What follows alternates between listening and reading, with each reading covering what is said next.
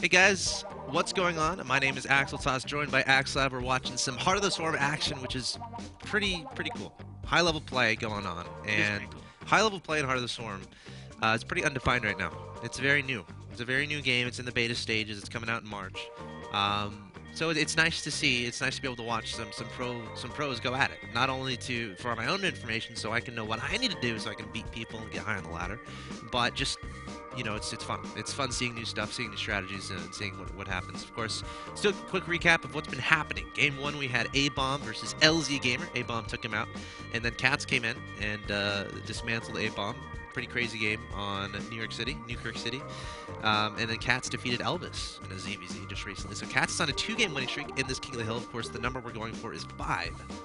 It's more than 2. It's more than 2. He's not there yet, folks. He's not. He needs to win 3 more. He's doing 3 more to get to 5. And his challenger is going to be Shew. And these players are ready. Shew's an awesome guy. Yeah? Good friend of mine. Tell me more. Yeah. He's a HoTS player. Okay. He's quite skilled. You know, I haven't seen him play Heart of the Swarm. I actually haven't seen really anyone play much Heart of the Swarm yet. But he's very good. He was the breakout player on MLG. I think it was Anaheim this year. It was one of the MLGs this year. He was a breakout player. He made it further than any other player who wasn't on a team. He actually made a champ bracket. And a really great skilled player. Especially, he was really good at PvC, especially back then. Cool. We'll have to see if it can carry over into Heart of the Swarm. Of course, you can see his name is Flip-Flop. And actually, now that I'm theorizing, Shew is like, the shoe you wear. I guess Flip-Flop kind of makes sense. It does. In that. Yeah, it's that... a new. He's got a more specified skill set now. Yeah. Before he was just a general shoe. Well, no, it wouldn't be more specified because Flip-Flop, you're kind of flipping and flopping. That's so true. Not... If you think about it in that term, yes, you're right. So it's both more. It's a more specific type of shoe, but sure. it's also less specific because it's a flip-flopper. Maybe that's why he chose it. It is. It's a brilliant oxymoron, paradox, right? Yeah. Or one of those. Yeah. Of course, Shew is the red Protoss player in the top right here, and Catz is the blue Zerg. In the bottom left, the map is a Wings Liberty map. I've seen this one before. I have. A few times. Yes. Just a couple. Few. Daybreak, and it's interesting that Flip-Flop, that Shew chose it, because this is a map people generally like. This is actually cool to talk about because the Wings Liberty pros are like, you know what? No, I don't want to play Daybreak because spines can uproot and attack me, even though they're static defense. Broodlords and Infestors can keep my units away from the spine, so I can't do anything about them. And this is a map where there's pretty much one main attack path down the middle there. But it's Heart of the Swarm. And Protoss have been given some weapons to deal with this sort of composition from Zergs. The Tempest specifically? Yes. Tempest seems like it would be insanely strong in Daybreak. I agree. You just make a nice cannon line, and you like slowly take base and just keep picking it with Tempest. Of course, 10 range fungal growth is going to be a little bit stronger.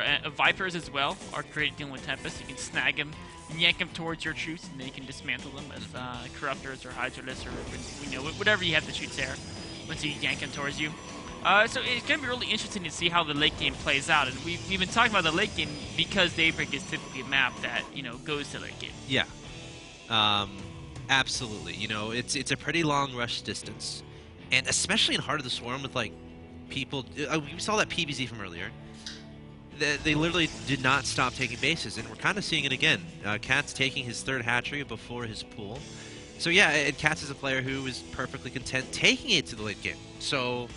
I'm wondering if Shew has that in mind, and if he's gonna decide to, go for some sort of Tempest strategy. Maybe we'll see some Oracles. I would think that Templar Tempest could be like Templar Tempest Void Ray, maybe something. Some Void Rays keep the Corruptors off you, or what have you. Could be really strong. Templar, of course, is to supplement against Corruptors and for feedbacks. The question is how would the feedback dynamic play out against things like the new 10 range fungal growth, and also the Viper, yank ability. Which one would trigger off first? Who's a little better at using them? Of course, Vipers can fly and they're faster, so that's a little edge there. But then a Tempest have 13 range, so they can do some damage at great range as well. What's the range on the grapple or the abduct? I think it's 9. Yeah. I think so, but I'm wondering if High Templars can feedback the Vipers. The feedback's 9 as well. So in that case, it would kind of be whoever clicks it first. Yeah. Or else, I mean, if you feedback after it already did the pull, it's no good because it used up its energy, right?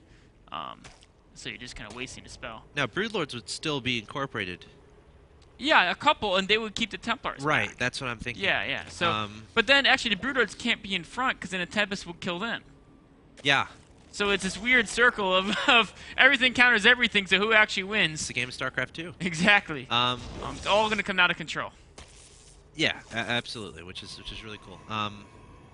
Now we see Flip-Flop, or sorry, Shew, starting off his Warp Gate, not getting a Mothership Core. I hope he knows this is Heart of the Swarm. Now we're seeing a lot of Protoss actually delay this a bit. It makes sense because what is it? Let's say he got the core right now. What would it do him? I'd go kill a queen. But if there's 2 queens, you can't I'd go do kill that. this hatchery. You think you could kill the hatchery? This one over here. The queens have to run across this Yeah, barren but wasteland of takes a while concrete. to kill a hatchery. Takes a while for a queen to get across. This is true. And you can do damage to it and come kill it later. He's making it now, but it is a question because it costs about 2 probes when you make it. Is he making it now? Oh, it's already done. Yeah. So by the time it took you to say he's making it now, already built. That's how fast this guy finishes. It's about the same build time as 2 probes. So whenever you build it, you're losing 2 probes, which does hurt your economy. Okay, sure. Can you do that much damage to your opponent to cost him 2 drones? I agree with you. I don't know. It's a hard question. And like you talk about other uses, okay, detection, okay, whatever. But then you talk about photon overcharge, which is nice to have. Yeah. But you don't need it early. You don't, but it does take a while to get that energy up. It does. I think I like his timing because he built it right about the time when he's moving out, so that he would probably have a recall when he got to his opponent's base. It can support the army against Zerglings. Catz is just running right by the Stalker, might die, and it will die. Nice little pick off there from Catz. And now Shew has to decide, okay, do I attack or do I defend against these Lings? He never made a cannon because he never made a forge. Yep. So, so of course he had to come back. Phoenixes too. And not Oracles. I mean, the Phoenixes can shoot air and they're faster and they have more range. But Oracles are new. That's true. That's so they're better, right? And they can like it's like when the next model of Windows comes out, you just have to buy it, right? Yeah, that's my logic, man. Clearly better. That's the only reason I want a new iPhone. Yeah. Of course, I'm buying a new one every 6 months. Actually, I don't have one. But that's the theory anyway. Looks like Shew disagrees with that. He's one of those old guys. He likes his, his older phones. Maybe the non-smartphones. The flip phones. Exactly, the flip phones. Likes his maybe, I don't know. He's going to take a fast third, though. Or, well, actually, this isn't really fast third. Never mind. I mean, they're like 9 minutes in the game. So he is going to take a third. Let's put it that way. Yes. Rephrasing. At least I think he is. He has stopped making probes There's for a lot now. of speedlings coming out here from Catz. Catz doesn't want that third to come up. I don't think it'll be able to. Well, there are 5 zealots here. And as long as Shew can correctly, there's the zealot warped in to prevent the wall off, or prevent the run by. That pylon might go down though, which means the cannons will be delayed. Oh. No, not killing the pylon. I kind of questioned that. I would have killed that pylon. Oh, I think he was hoping to get a run by. Yes. But Shew is no stranger to the wiles of the Zergling. Gets that one roped off. That's a lot of links. It is. Oh, I love how this Mothership Core can just be there. It's like an observer that shoots. Yeah, exactly. You normally put observers there to keep track of the army movement. We need to get Blizzard to make the Mothership Core invisible, and then you will then be it'll be exactly like an observer that shoots. just make it a Banshee. I'm okay with that. Yeah, just forget this. We want Banshees. Except every race should get one of those. You don't have to upgrade to make it cloak. It's just a Banshee that starts with cloak. Yes. Be ideal. I'd like that. Now, Phoenix is coming in here, and Oracles could have killed that Spore, probably. But again, they're more expensive. It's interesting to talk about the differences between Phoenixes. They build much slower, too. Yeah. Phoenixes can build very fast. Like one Stargate, you can churn out 4 very quickly. 4 or 5 Phoenixes. And they can have a lot of utility. Take out some stray Overlords, take out some Queens. Of course, we're all familiar with the strategy, from Wings of Liberty. But no, this is Heart of the Storm, ladies and gents. And they have more range now in Heart of the Storm. Yes. Range upgraded by 1. So I didn't agree with you when you proposed that the other day. That actually makes a big difference in killing off Overlords that Spore Callers are defending. Oh, Zerglings snuck by. Oh, no. What is this? Oh, Shew has a warp window, so hopefully he won't take too much damage, but this is going to be annoying. Oh, he even put the Photon Overcharge I like it. onto the Nexus. You have that energy anyway. It's going to build back up. Why not? And the Link's going to retreat back to the natural expansion. There are some units there here from Shew. One sentry might get picked up. No! Force Field does not end up going down. And a couple probes might get taken out here. Yes. So Catz doing a solid job keeping his opponent on the defensive. He is. Definitely got probably about 10 probe kills throughout that engagement. Of course, lost about 20 Zerglings or so, or actually 4 probe kills. 4? Okay. Yeah, I don't know. I mean, he got like 4 Zealots too and stuff. So it was maybe, let's say, an even trade. Yeah. Nothing crazy. Oh, wow. Nice little 6th sense there from Shew to see that Overlord come over and kill that. That's an ill-fated Nidus Swarm. It's not going to finish. Might finish for half a second. No, not even half a second. Poor Nidus Swarm. Is he going to rebuild it somewhere down. else? You know, he could potentially just rebuild it at the 3rd of his opponent. He may do that because his army's there. Yes, exactly. Just as he said he's doing it. And this way he can keep reinforcing his army, and he can retreat if he's behind. Although, with the build he's doing, at least in a Winged Liberty perspective, retreating, like, he's kind of committed because he has low tack, right?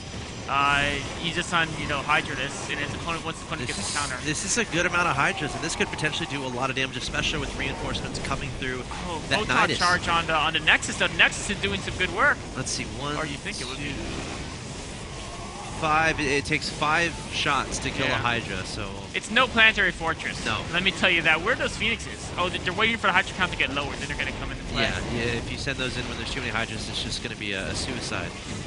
Mothership Core trying to be a little bit cautious here because the Hydras can kill that. The Nexus might go down. I think it will. This is where you need a Planetary Fortress. Yeah, and there's the GG. Oh.